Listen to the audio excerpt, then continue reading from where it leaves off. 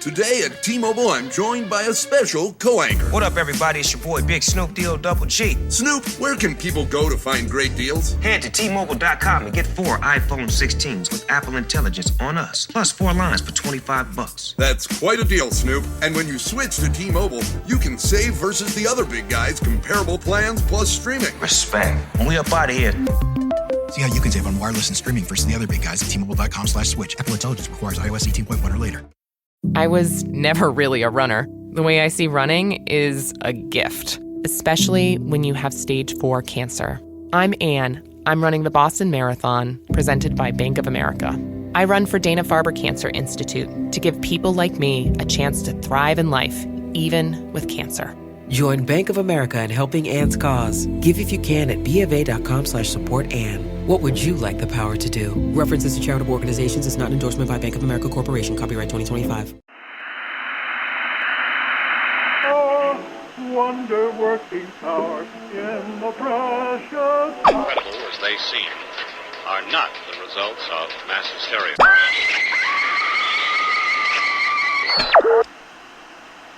You may wish to adjust the dial. You are currently tuned into the wrong station.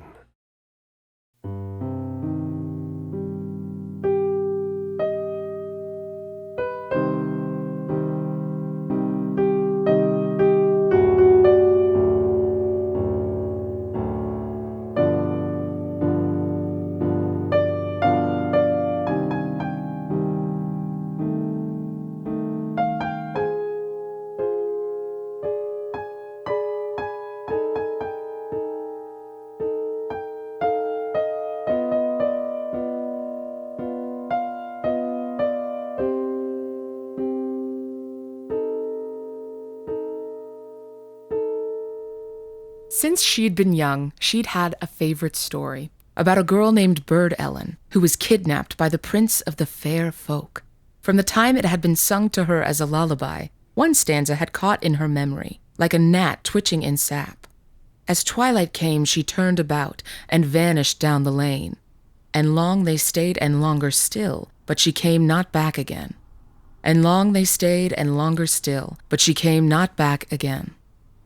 In the story, the prince brought Bird Ellen to a place called the Dark Tower, and since the fair folk lived beneath the hills, it was a tower in reverse, spiraling down, down, down into the twilight of the earth.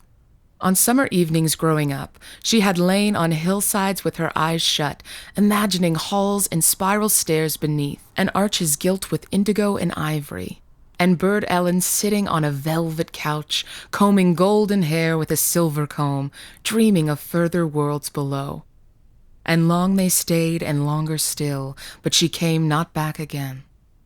At the end of the story, Bird Ellen's brother rescued her, bringing her home to a world where splintering combs rasped burrs from brown hair, where arches were dripping, thatched beams, and where love wasn't found with a prince on a velvet couch, but with Cathal, whose breath stank, on a straw mat in a mud hut.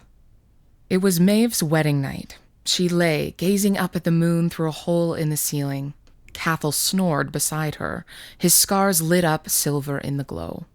It had been her first time. He had been surprised. It hadn't been his.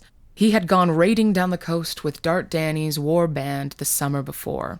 There had been women, he said, but he had offered no context. She had not been brave enough to ask for any. Still, it was easy to distract herself from the thought. There had been mead at the wedding, and a series of toasts before the bedding party dragged the young couple off to Cathal's house. Pleasantly drunk, with an early spring breeze sifting through the window, she drowsed, imagining how pleased Cathal would be if she had conceived a son. A low hum lifted from the garden outside. At first she thought she was dreaming the sound, but when she slivered one eye, something was floating in the window. A sprite. Her eyes snapped open, and she jerked upright. Beside her, Cathal grunted and rolled over in his sleep. It was a little thrum of wings, like a dragonfly, and a red light in the center of a black body. She froze, not wanting to frighten it.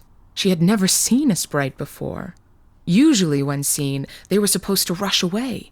but this one tilted in the window, as if curious. "Come on," she whispered, beckoning. "Don't be shy." It hesitated, and then bobbed lightly down the sill, its sharp little legs clacking. Slowly she climbed out of bed and crept to the window. For a moment, it seemed the sprite would flit away, but she pulled back, cooing, and it settled in. "Hello there," she whispered. "Are you hungry? Do you want something to drink?" The sprite made a little trilling noise. She tiptoed to the cupboard, returning with a bowl filled with milk. The sprite chirruped again, extending a silver mosquito beak to drink. "I'm glad you came," whispered Maeve. "It's nice to have a friend, you know. I had a cat at my mother and father's house, but Cathal doesn't like cats, so I wasn't allowed to bring him." She glanced back at Cathal and turned back to the sprite with a little smile and a finger over her lips. "Promise you won't tell him?" The sprite made a series of clicks and tilted its shining head. Maeve winked at him and reached out to clear away the bowl. In a flash, the sprite leapt forward and stung the inside of her arm. She jumped back, biting down on a cry and nearly spilling the dish as it thrummed out the window and disappeared. "Little bully," she murmured, looking at her forearm. A spot of blood stood out over the vein. She shook her head. Guess he wasn't done with the milk. Then she drank the milk herself and went to bed. When she woke in the morning, the pinprick had healed, leaving her only with vague memories about a strange dream. Cathal opened the front door. "What's this?" He re-entered with a basket full of fresh warm bread and a jar of yellow butter. The details of her dream rushed back. She felt warm inside, and the incident with the sting was forgiven. "Must be a wedding gift," said Cathal. "But from who?" "Must be," said Maeve, and she smiled, because she knew it was from the fair folk. The next week, another basket of rich, seed-filled bread appeared at the door, and the week after that, and the week after that. Each time Cathal brought in the basket, a shadow darkened on his face. It was too much bread. It was too generous. Already Maeve was putting on a healthy sleekness, though 2 years of bad harvest had left everyone in the village sallow and dark-eyed. "Somebody's fattening you up, Maeve," he said at last, narrowing his eyes as he tore open a loaf. "You wouldn't have a secret admirer, would you?" "Me?" she said. She almost laughed. "Of course not." He stared at her for a long moment, chewing. "All right," he said. "I believe you. You wouldn't try and make a fool out of Stripe Cathal." It was a nickname he had been cultivating, a reference to the scars he had taken while reaving with Dart Danny. Maeve didn't like it. It made it harder to separate the man she knew from the man she feared he was. That evening, Cathal went to his mother, Besmoira, who sold salves in the town. "I think Maeve is shaming me with another man," he said. The old woman frowned. "That doesn't sound like her," she said. "Besides, you said she was a virgin." "She was," said Cathal, "but now she's keeping secrets." The next week, Maeve ate none of the bread because she was sick. "She's pregnant," said Besmoira. "Is it mine?" said Cathal. "Of course it's yours, but there's no way of knowing for sure." "Well, no," said Besmoira, "but if she's this far along already, she must have conceived right when you got married. No bride breaks her vows in the first week." "So there's no way of knowing," said Cathal. The sickness worsened. By the third day, Maeve's skin was pale, her hair lank, and her eyelids dark. By the end of the week, she had visibly lost weight. The spring rains had ended. Campaign season had come, and Cathal was packing his axe and his horse to rejoin the war band. "You should stay," said Besmoira. "She's been bleeding. The child could die. She could die." "If the child's not strong enough to live, it's not mine," said Cathal. "And if she dies, it's God's proof she was untrue." He rode off before she could say anything else. That night, from a pained sleep, Maeve woke again to find the sprite on the windowsill. "You came back," she said. "Was that you with the bread?" The sprite chirped, bobbing up and down. "Thank you," she said. A sweet smell wafted through the room, and Maeve found that it began to clear her head. "Is that you doing that?" The sprite chattered and swooped through the room, doubling back 2 or 3 times at the door. "What are you doing?" she said. Do you want me to follow? It clicked at her, and Maeve pushed aside the bedding, the smell making her strong enough to follow. It led her out into the night, her bare feet hushed in the damp grass, down a path through the woods toward the marsh. A hand reached from the dark, grabbing her wrist. Maeve cried out, and the sprite zoomed around, with its sharp beak gleaming in the moonlight. But it was only Besmoira, looming from the trees with her basket of herbs.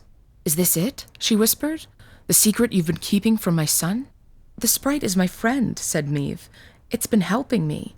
Maeve, said Besmoira, the fair folk are not to be trusted, and more than that, my son suspects something. If he finds you've been consorting with them, he'll assume.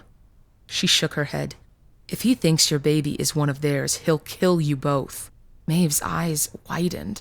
He wouldn't, she said. My husband's a good man. But she wasn't sure she believed herself. Your husband, maybe, said Besmoira. But Stripe Cathal? She shook her head. I don't know who he's become. Then don't tell him, said Maeve, tearing her hand away. There's no reason to be suspicious anyway. I've met no men of the fair folk, only the sprite, and the sprite is my friend. He is not your friend, said Besmoira, but it was too late. The sprite had thrummed down the path, and the girl had followed, sprinting on bare feet through the grass. The old woman stood for a long time, not knowing what to do. But Maeve was flying. The night was clear and cool, and dew sparkled on every leaf in the woods. The sprite hummed back and forth in front of her, its red light tracing patterns in the dark as it led her past the trees and into the marsh. Wait, cried Maeve. Isn't it dangerous? But the sprite danced back and forth, beckoning her on. I trust you, said Maeve, and she hitched up her skirt, leaping from tussock to tussock over the dark waters deeper into the bogs. She came to a black pool. On its other side, a mound rose from the swamp. The sprite led her on, but she hesitated at the water's edge. Please, sprite, she said. I don't want to doubt you, but the stories talk about will-o'-the-wisps leading people to drown in swamps. Please, can you promise I'll be safe? But the sprite only flitted over the water. Maeve took a deep breath, closed her eyes, and jumped. She expected to be sucked into icy depths, for slime and weed to drag her down, but instead, calf-deep, she landed on a hard, flat surface, like metal or stone. She waded across and came to the edge of the mound. The sprite had disappeared. Hello? She said. She turned back to look over the water. Hello? Sprite? Hello, Maeve, said a voice. She turned again.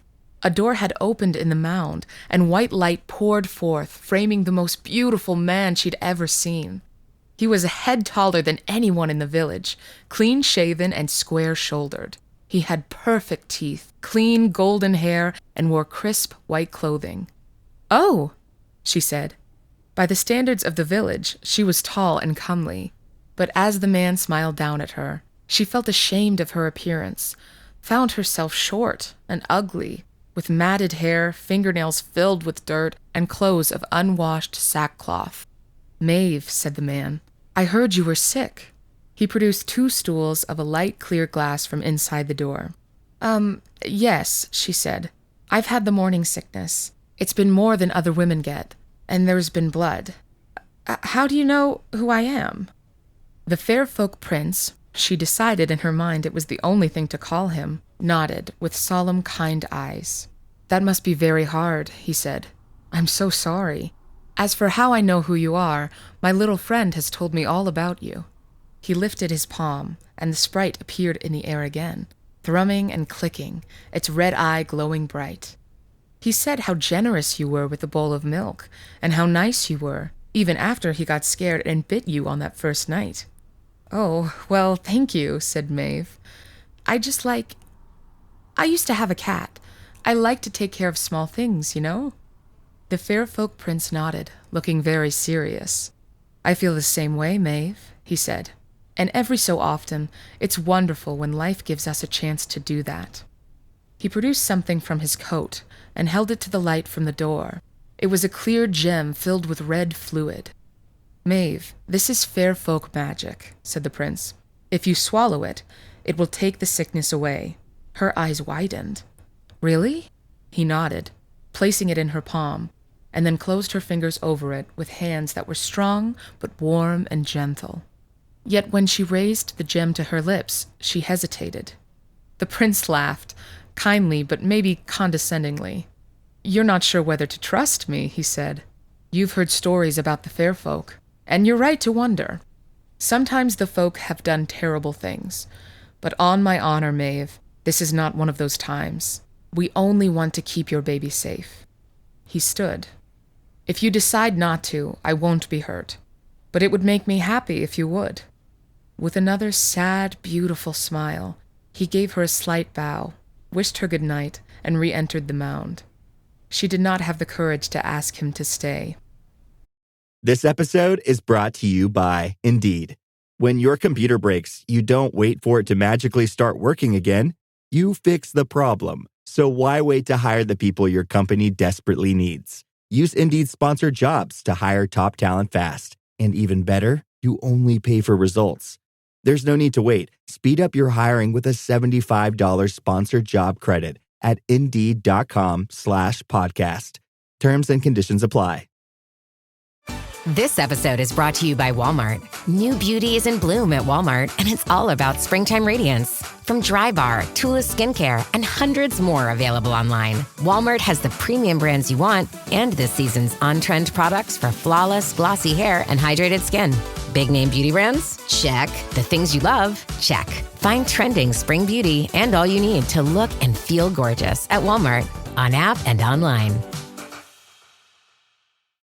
Maeve and the sprite were left alone, and though Besmoira's warning echoed in her mind, the prince's own words echoed louder, and her hand trembled with the memory of his warm, firm touch. She swallowed the gem, and the sprite trilled, and away over the water, Besmoira put a hand across her mouth. The next morning, Maeve awoke in perfect health. A new basket of bread sat at the front door, filled with jams and soft cheeses. She tore into them, revitalizing herself. The rest of her pregnancy was without complication. She was hale and active, even through the end of the summer. The town marveled. Many had been sure she would die. But she had picked up a strange habit.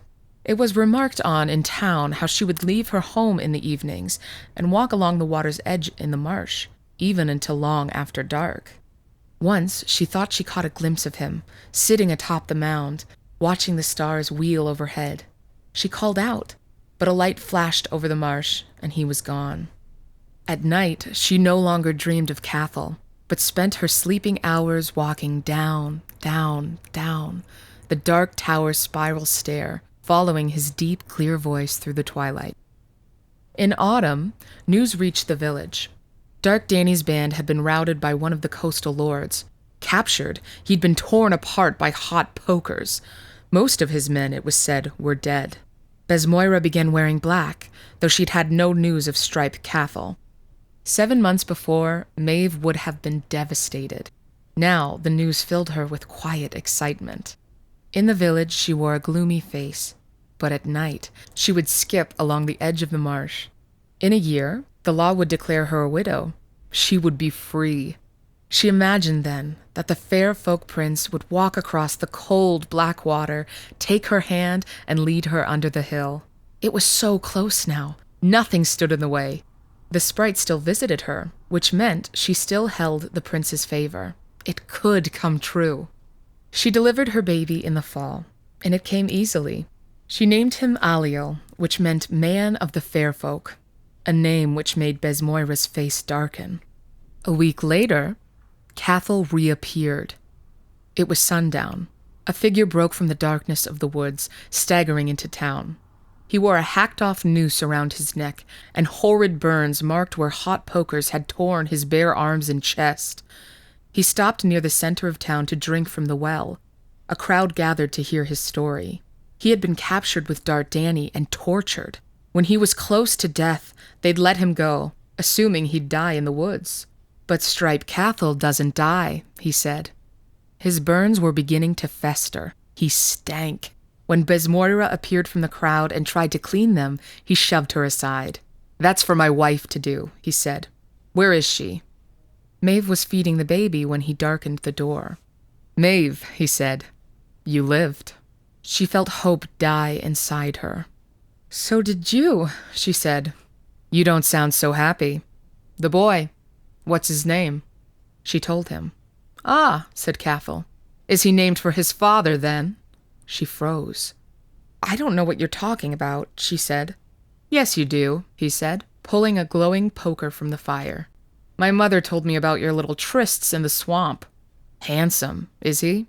Let's see how handsome his son turns out with his face burned off." She stood. She didn't think she could run. It was too soon after childbirth. She felt as though her guts would tumble out of her. He stepped forward. She had no chance. And then, a sweet smell wafted through the window. New strength filled her, and she dashed for the opening just as Cathal lunged, and the sprite burst past her. It struck him in the chest, its needle-like legs and stinger carving into his flesh. He screamed and struck it to the floor with the poker, burning off a strip of his own skin as he did. Maeve was already through the window, running for the swamp. The sweet smell sparked in her nostrils, pressing her on, even though she could feel hot blood cooling along the insides of her thighs. The baby howled as she sprinted down the forest path. Dark had fallen. Only fragments of the full moon lit the path beneath the trees. And behind her, she heard him coming. The sweet smell was in his nostrils, too. For the first time in weeks, he felt strong and whole, though his wounds still festered and tortured muscles still shuddered under his skin. He screamed her name, and she plunged into the swamp, missing the first tussock and wading through waist-deep water to get to the second. He plunged in after her, faster and stronger, but forced to thrash through the chest-deep mire without the knowledge of the dry root. The poker's red tip had cooled. It was now just a black bludgeon in his scarred hand. She jumped from the last bank and splashed across the hard floor of the black pool. Throwing herself against the edge of the mound, she hammered against it. "Please," she shouted. "Help! He'll kill us both! Prince, please help us!" But no answer came. Something splashed behind her and she turned, shrinking back against the slope as Cathal waded forward, grinning as he lashed the water with the poker's iron point. "Where is he now?" he said. "Your fair folk lover. Tired of you? Done with you? Has he made you a fool like you've made me?" He climbed up onto the bank, blue eyes blazing at her. "Now," he said, "give me the baby." She held her son closer. "Never," she said. He pressed close so she could smell his breath.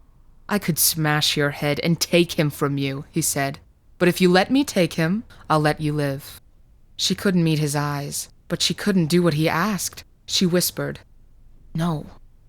He stood back and raised the poker. "Then he'll die in your arms." "Turn around and go back," said a voice. May whirled, her heart rising. But it wasn't the prince. A woman dressed in black stood on the hilltop, with black plates on her knees, chest, and elbows. A helmet framed her face, and she was pointing a wand of black metal towards Cathal. "This is your only warning." Cathal leered up at her. "Women don't tell me what to do." He lunged, and the night was split by a thunderclap. Cathal's chest exploded into a cloud of red mist. A stink of burned meat smoked out of him, and he fell back into the swamp with a hole through his chest the diameter of a dinner plate. Silence fell. The woman lowered her weapon. "Is the baby unharmed?" "Yes," said Maeve, weeping and sinking to her knees. "Thank you, yes." As the woman strode downhill, Maeve saw that she was much taller than Cathal, with the same clear skin and straight teeth as the prince. She smelled good, and had his same ageless quality, as though she were 40, even 50, but still fit and active. "Please," said Maeve, "may I speak with him, the prince?" The fair folk woman sighed and spoke into the air. "Doctor," she said, "it's safe to come out now." The mound hissed, and that door of light appeared. The prince stepped through, as beautiful as she remembered, and without thinking she flung herself into his arms. For a moment the world was perfect, her, the baby, and him. Then, gently, firmly, she was pushed back. She gazed up, and though he was still beautiful, there was something colder and sterner about him than before. Remembering her dignity, she flushed. lowering into a curtsy. "My prince," she said. The fair folk woman laughed. "This one thinks highly of you," she said. "Try not to enjoy it too much." "Please," said the prince. "She's a child." Maeve's face burned. "I'm a woman," she said, with all the quiet composure she could. "I turned 13 2 years ago." The fair folk woman laughed, and the prince ignored her, crouching down before Maeve, the way an adult does with a child. "Your son is beautiful, Maeve," said the prince. "What's his name?" "Aliel, it means I know," he said, with a sad smile. "Do you mind if I hold him?" Numb, Maeve passed the baby over. The prince cradled him in his arms, cooing. "He really is beautiful," said the prince. "Maeve, you know you would have lost him without us." She nodded. "Do you know why we saved him?" "I thought—" She stopped herself. "Speak," he said. "I thought it was because you looked favorably on me, and once I'd given birth, I'd come live with you in the Dark Tower." The armored woman laughed like a crow. The prince looked more sad than ever before. "That's not the reason, Maeve," he said. "Oh?" she said. "I'm going to tell you the truth," he said. "I'm not a prince, and there's no such thing as the fair folk. My officer here and I are people, just like you." "But," said Maeve, "nutrition, hygiene, medicine, a little cosmetic dentistry, that's the only difference between us. Your son here could grow up in our society and turn out just like us." He leaned forward. "Would you like that, Maeve?" She didn't know how to answer him. "Maeve, when people have a safe life and enough opportunity, they don't have many children. Maybe one, maybe none, ever. So when a society becomes safe, healthy, and free enough, it has to replenish its numbers somehow, or else in time, it dies. Do you understand?" She said nothing. He looked down. "And so they set up little reserves, places where people live like everyone used to, where life is still hard, so women have more children, and every once in a while, we spirit one away. Usually the child would have died anyway, but in a place where children die all the time," he shrugged, "the parents adapt. But the children, they get to grow up and live healthy, educated lives. Don't you want that for your boy, Maeve?" Do I get to come?" said Maeve. He shook his head. "No, Maeve," he said. "We can only take babies or young children." "But," Maeve said, "but he's my son." He looked away. "I'm sorry, Maeve. It can't be the way you want. All I can offer you is a better life for your boy. Is that what you want?" "You want to take my boy?" The prince nodded. "He'll be happy. He'll be healthy. I know it's painful, but it's for the best. Maeve, may we take your son?" Slowly, crying, Maeve shook her head. "No," she whispered. "Never." "Ah," said the prince. He stood with the boy still in his arms. "I had hoped you wouldn't say that." "Give him back," she said. "Give me back my son right now." He stepped back into the light, and she threw herself at him, but the woman was already between them, knocking Maeve aside as if she weighed nothing. "Please," screamed Maeve, as the door hissed shut with her son inside. "Please!" And then a thrum filled the air, and in a flash of red light, a sprite had appeared on her arm, sinking its needle beak into her bicep with a hiss. "Please," she murmured, as the drug seeped through her blood. "Please."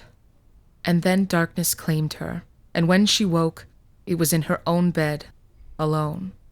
After that, though she traveled often through the marsh, she never saw a light flash, or the prince watching stars wheel by. And though she often waited and called for her son, the hill was silent ever after. And long she stayed, and longer still, but he came not back again. And long she stayed, and longer still, but he came not back again.